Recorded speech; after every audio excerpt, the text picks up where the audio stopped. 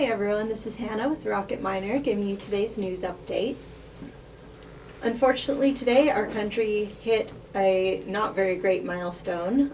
Today the US hit 4 million COVID-19 cases, which doubles the total number of infections in just 6 weeks.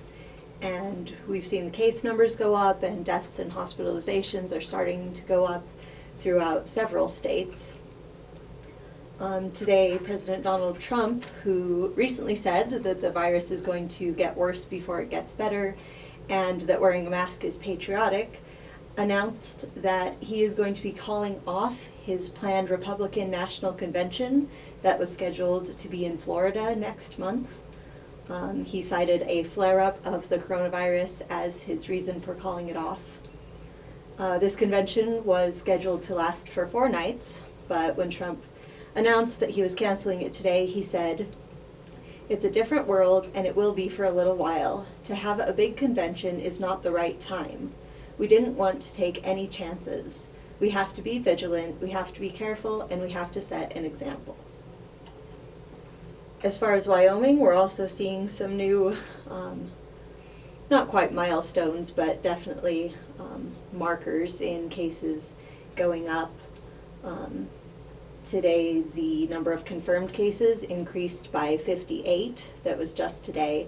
And that's the second highest growth that we've seen since the pandemic began. And this is just after the highest daily increase we've seen, which was this Monday, which was 62 cases in one day. So for our state, we're up to 1,923 confirmed cases, 424 probable cases, and we have 528 active cases throughout Wyoming right now. With this growth that we saw today, most of those, a lot of those, were in Teton County. It saw the largest increase in cases with 20 new confirmed cases. We're also at 194 confirmed cases here in Sweetwater County, which is up by about 25 since the beginning of this week. Unfortunately, with the numbers going up, our death total number has also gone up by 1. Currently, Wyoming is at 25 COVID-19 related deaths.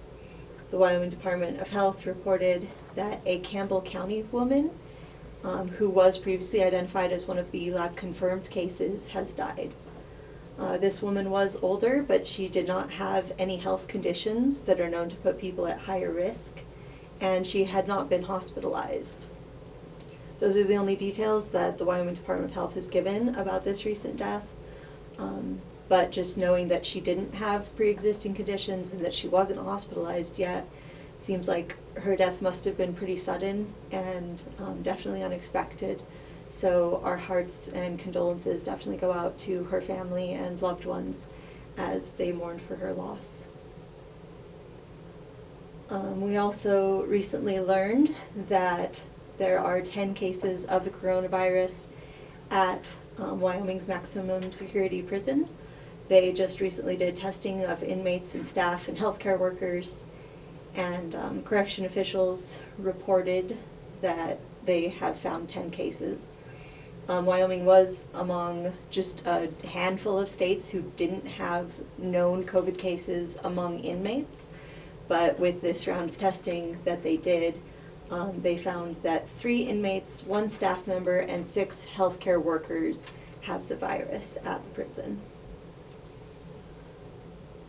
Also for Teton County, we found out this week that they now have an order requiring face masks.